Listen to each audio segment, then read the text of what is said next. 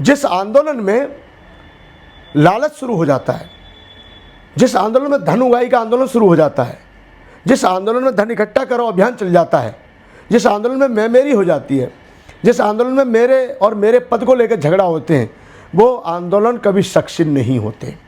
मैं ये कह सकता हूँ कि बहुत से लोगों ने बोधगया के ऊपर विगत 1.5-2 साल से ढिंढोरा पीटा, शोर मचाया, खूब आवाज़ उठाई, लेकिन मैं ये पूछना चाहता हूँ बोधगया तो मुक्त हो या ना हो, पर मैं ये दावे के साथ कह सकता हूँ सर कि बोधगया मुक्त हुआ नहीं हुआ ये तो हम नहीं जानते, पर बहुत से लोगों की गरीबी मुक्त हो गई है और वो गरीबी से मुक्त हो चुके हैं।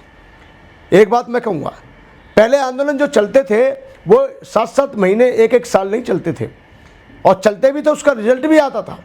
हमने 25-25 दिन में कार्यक्रम करके दिखाए और बड़े बड़े आंदोलन किए। जो ऐसा आंदोलन जो हुआ था, ये आंदोलन हम हर महीने कर सकते हैं। लेकिन मैं ये पूछना चाह रहा हूँ, ऐसा क्या है जो 2 साल की मेहनत से आज तक न इनके साथ में सरकार ने बातचीत की, न सरकार ने इनकी बात सुनी, न ये सरकार के पास जा पाए, न सरकार इनके पास आई, न किसी अभी एक पार्लियामेंट में आवाज़ उठाई है रामजीलाल सुमन जी ने, पहले भी आवाज़ नाना पटोले जी ने उठाई थी हमारी 2015 में, रामदास आठवले साहब ने पहले आवाज़ उठाई है बहुत पहले, अमित राजन जी ने उठाई है, कई जगह आवाज़ उठ चुकी है। लेकिन इसके बावजूद भी आज बोधगया के लिए सफलता क्यों नहीं मिल रही है? कारण क्या है? क्योंकि सरकार जान चुकी है कि ये सिर्फ और सिर्फ एक दूसरे से लड़ रहे हैं, एक दूसरे के साथ गुटबाजी करके जो है आंदोलन कर रहे हैं। कभी आकाश लामा जी, कभी दूसरा पक्ष, कभी तीसरा पक्ष, कभी चौथा पक्ष।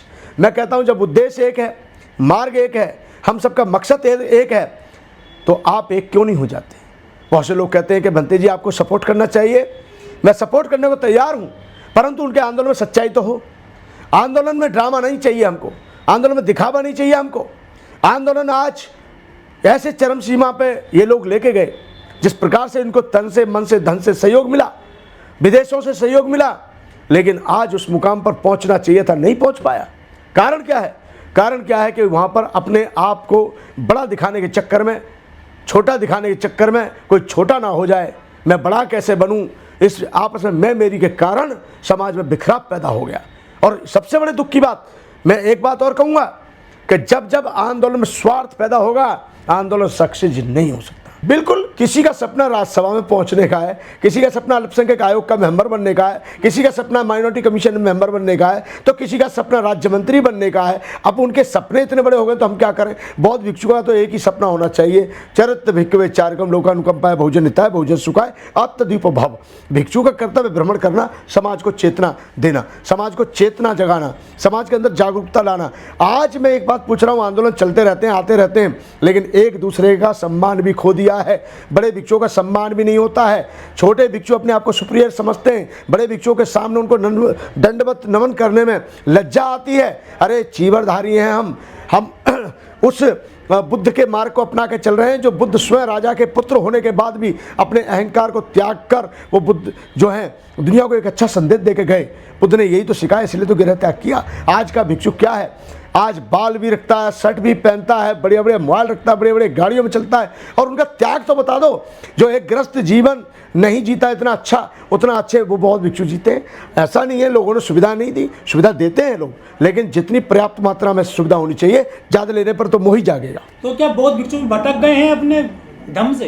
बिल्कुल भटक गए। कंपटीशन लगा हुआ है, आज मेरे पास इतने प्रॉपर्टी, आज मेरे पास ये, आज मेरे पास 4 गाड़ी, आज मेरे पास 2 गाड़ी, आज मेरे पास 3 गाड़ी। मैं एक बात पूछ रहा हूँ, आंदोलन चल रहा था भैया कि धन उगाओ अभियान चल रहा था? मेरे समझ में ये नहीं आ रहा है। एक आंदोलन, जो आंदोलन सच्चाई है कि जैसे आंदोलन ये करते हैं, ऐसा आंदोलन मैं हर महीने कर दूंगा। हर महीने खुला चैलेंज है मेरा।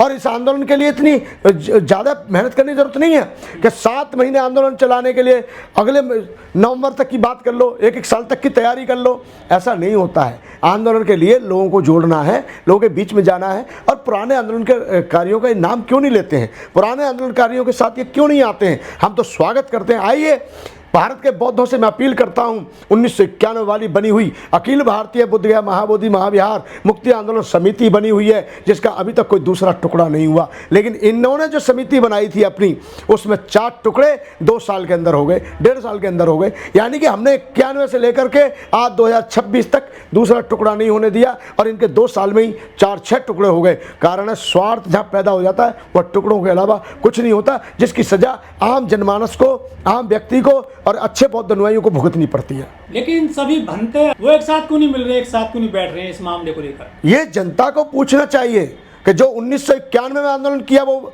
आंदोलनकारी बौद्ध भिक्षु कहाँ हैं? जिन आंदोलनकारियों ने 2005 में किया वो कहाँ हैं?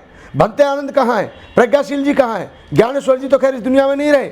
लेकिन मैं पूछना चाहता हूँ, इसके बावजूद भी पूरे देश के, चाहे वो सुरेश साई जी हों, चाहे भंते करुणाकर जी हों, चाहे सत्यानंद जी हों, चाहे राहुल बोधी जी हों, बहुत सारे भिक्षु थे जिन्होंने एक साथ होकर के प्रखर आवाज़ उठाई, बुलंद आवाज़ की, और आवाज़ बुलंद के बाद में सरकार ने इनकी बात को सुना, सरकार भी झुकी, और सरकार ने पहली बार 1996 में अम्बेडकर किराट बौद्ध भिक्षुओं की 4 लोगों को कमेटी में सम्मिलित किया, और उन्होंने ऐतिहासिक काम किए।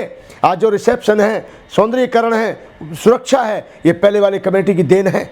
लेकिन आज मैं देख रहा हूँ 2 साल के आंदोलन चलने के बावजूद भी लोग पैसे वाले बन गए साहब। लोगों ने इतना पैसे इकट्ठा किया, कोई 4 गाड़ी का मालिक, चाहे 2 गाड़ी का मालिक, चाहे 3 गाड़ी का मालिक। बहुत अजीब लगता है। मैं फिर कह रहा हूँ कि बोध गया मुक्त होगा, होता रहेगा, लेकिन लोगों की गरीबी मुक्त हो गई।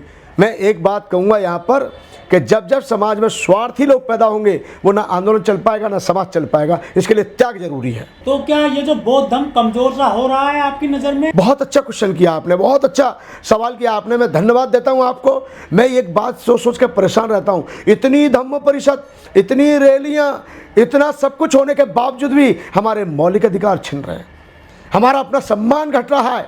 उपासक पक चुके हैं, उपासक दान देना नहीं चाहते, सहयोग नहीं करना चाहते, लेकिन उसके बावजूद क्योंकि हमने यहाँ समाज पैदा नहीं कर पा रहे, बौद्ध समाज का निर्माण नहीं कर पा रहे, हमने सिर्फ एक ही ठेका लिया है, दूसरे धर्मों को गाली देना। जबकि दूसरे धर्मों को गाली देने से हमें कोई लाभ नहीं है। हम ये कहते हैं बुद्ध का धम्म इतना कमज़ोर नहीं कि उसको बढ़ाने के लिए दूसरे का आलोचना का सहारा लेना पड़े। BTMC एक्ट है, इसमें सफलता कैसे मिलेगी? आखिर इसमें रास्ता क्या है आपकी नज़र में? हमारी नज़र में एक है, आंदोलन एक हो, मिलजुल के करें, और छोटे बड़े का जो नकाब है इसे उतार के फेंकें। दूसरी बात, कोई मुझसे कहता है आदमी कि आप सपोर्ट कीजिए, बिल्कुल आई एम एग्री, मैं सपोर्ट करने को तैयार हूँ, परंतु क्या वो अपने उस पद को उतार के मेरे पास कोई आएगा? भंते आनंद के पास कोई जाएगा? प्रज्ञाशील जी के पास कोई जाएगा? सुरेश साई भंते जी को लोग कहते हैं कि आंदोलन इन्होंने बेच दिया, कि खरीद लिया। कभी बड़े भिक्षु का फोटो लगाते हैं, कभी हटा देते हैं। ऐसा नहीं होता है। हमारा एक ही काम है कि हम सब मिलकर के पूरे देश के बौद्ध भिक्षु एक तारीख चुने, सब लोग मिलकर के आंदोलन करें तो सफलता मिलेगी। ऐसा कुछ नहीं है कि आंदोलन ना सफल हो, सफल होगा, लेकिन बिना रणनीति के नहीं, बिना अच्छी सोच के नहीं।